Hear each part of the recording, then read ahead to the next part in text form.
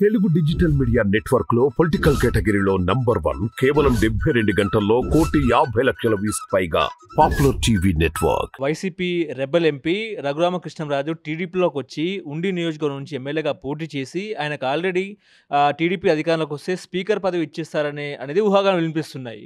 ఎట్లా చూస్తారండి? నేను ఒక మాట అండి, ఆయన ఒక మాట ఛాలెంజ్ చేశాడు. రఘురామకృష్ణరాజు గారు అంటే ఈజ్ అ రెబల్, రఘురామకృష్ణరాజు గారు అంటే ఈజ్ అ టైగర్, రఘురామకృష్ణరాజు గారు అంటే ఈజ్ ద లెజెండ్ కదా. మీకు ఆల్రెడీ ఎంపీ సీట్ వస్తుంది అనుకున్నారు. బీజేపీ వాళ్ళు మీకు జగన్మోహన్ రెడ్డి గారు ఇవ్వనివ్వలేదు. ఇది వాస్తవం. ఎన్డీఏ కూటమిలో మీ కూటమిలో మీరే కొట్టుకుంటున్నారు. ఆ ఎన్డీఏ కూటమిలోనే టీడీపీ ఉంది, ఆ ఎన్డీఏ కూటమిలోనే జనసేన ఉంది, ఆ ఎన్డీఏ కూటమిలోనే వైసీపీ ఉంది, అన్ని ఎన్డీఏ కూటమిలో ఉన్నాయి. నిజంగా పౌరుషం అంటూ ఉంటే నాటోల్ని ఉండి మీరు ఎంపీగా నించోండి.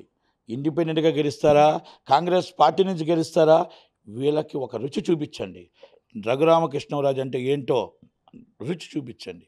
అంతే తప్ప మీరు ఎక్కడో నించొని ఎక్కడో గెలుస్తానంటే ఇది కరెక్ట్ కాదేమో. ఎందుకంటే మీకు సీటు ఇవ్వద్దనేది వైసీపీ అనేది క్లియర్గా తెలుసు, మీకు ఇవ్వకూడదు అనేది తెలుసు. ఇక లోపాయి గారి ఒప్పందాల్లో మీరు ఎలా గెలుస్తారు? ఇక్కడ కూడా మీరు గెలరు కదా. ఇవన్నీ కూడా మీరు ఆలోచించుకోండి. పౌరుషం ఉంటే, మళ్ళీ చెప్తున్నాను, మీ మాటకి మీరు కట్టుబడి ఉంటే, మీరు ఎమ్మెల్యేగా నించొని, మీ మాటకి మీరు కట్టుబడి ఉంటే ఎంపీగా నించొని, ఇండిపెండెంట్ అవ్వచ్చు, కాంగ్రెస్ కావచ్చు, నించొని గెలవండి. గెలిచి వాళ్ళకి రుచి చూపించండి. మీరు రెబల్గా 5 సంవత్సరాలు మీరు కష్టపడిన కష్టానికి. ఇప్పుడు లోక్సత్తా పార్టీ అధ్యక్షుడు జయప్రకాష్ నారాయణ ఎన్డీఏ కూటమికి సపోర్టు ఎట్లా చూస్తారు? కరెక్ట్ అంటారా ఆయన సపోర్ట్ ఇవ్వడం? ఆయన సీనియర్ ఇస్ కలెక్టర్ అన్న సీనియర్ ఐఏఎస్ ఆఫీసర్, అన్నీ తెలిసిన వారు, అన్నీ ఎరిగిన వారు.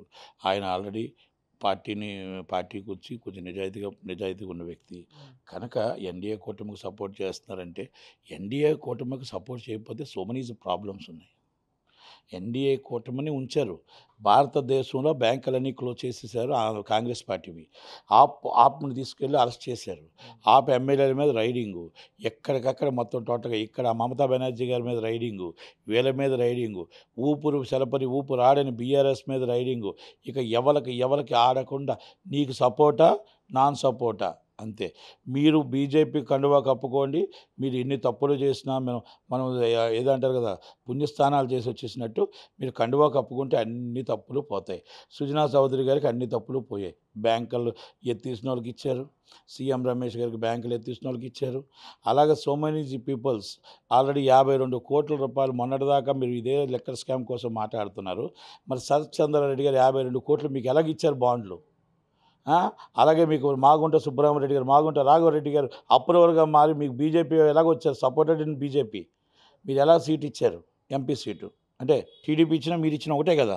అలాంటి వారు మీకేంటంటే అంటే కండువా కప్పుకుంటే వాళ్ళంతా నిజాయితీ పడలా, కండువా కప్పుకోకపోతే అందరూ అవినీతి పడలా.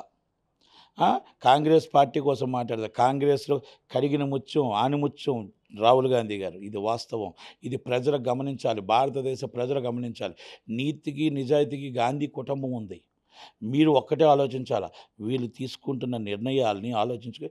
ఇక్కడ లెక్కర్ స్కామ్ అంటారు, అక్కడ లెక్కర్ స్కామ్ అప్రూవర్గా మారిన పార్టీలో చేసుకుంటారు. ఇక్కడ లెక్కర్ స్కామ్ అంటారు, అక్కడ అప్రూవర్గా మారిన 52 కోట్ల రూపాయలు బాండ్లు వసూలు చేసుకుంటారు. ఇక్కడ బీఆర్ఎస్ ఎలాగ చేస్తుందో ఆ బీఆర్ అలాగే చేస్తున్నారు. పార్టీలకు ఏం సంబంధం ఉందండి ఇంకా? అవునా కదా. అంటే మీరు నిజాయితీ పరులని చెప్పొద్దు, మేము చాలా పర్ఫెక్ట్ అని చెప్పొద్దు, దేశాన్ని రక్షిస్తామని చెప్పొద్దు. మాది ఒక రాజకీయ పార్టీ అని చెప్పండి, మేము ఒప్పుకుంటాం.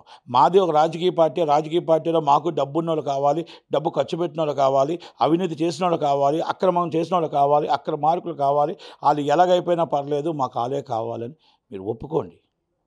మీరు జగన్మోహన్ రెడ్డి గారు మీరు సపోర్ట్ చేస్తున్నారంటే ఆయన మరి 16 నెలలు జైలు పెడతాడు. 10 సంవత్సరాల నుంచి ఆయన మీద కేసులు ఎందుకు నడవట్లేదు? మీకు సపోర్ట్ చేయకపోతే మళ్ళీ వెంటనే స్టార్ట్ అవుతాయి. విజయసాయిరెడ్డి గారు వీళ్ళందరూ ఏంటి, అందరు నిజాయితీ పట్ల మాకు ఇంకా మేము ముద్దాయిలు ఇంకా. మీరు ముద్దాయిలు కాదు, లైఫ్ లాంగ్ మీరు సపోర్ట్ చేస్తే బీజేపీకి ముద్దాయిలు కారు. ఇవన్నీ నేను ఎందుకు చెప్పుకొస్తున్నానంటే, కాంగ్రెస్ పార్టీ అనేది secular party. Okay. Secularism party. మళ్ళీ మీరు అన్న చాలామంది టీడీపీకే మొన్నటిదాకా టీడీపీకే సపోర్ట్ చేశారు, జనసేనకే సపోర్ట్ చేశారు, రావాలని ఇప్పటికీ కోరుకుంటున్నా. కానీ వాళ్ళు చేసిన తప్పేంటో తెలిసిన బీజేపీతో పొత్తు పెట్టుకోవడం, ఒకవేళ తప్పు జరిగితే పొరపాటు జరిగితే వాళ్ళు కానీ ఓటమి చెంది వైసీపీ మళ్ళీ అరాచక పాలన వస్తే అది ముమ్మాటికి బీజేపీ వీళ్ళతో పొత్తు పెట్టుకోవడమే కారణం అని చెప్పొచ్చు. ఒకవేళ అదృష్టం కొలది చంద్రబాబు గారు రావాలనే కోరుకుంటాం, అభివృద్ధి చెందాలనే కోరుకుంటాం.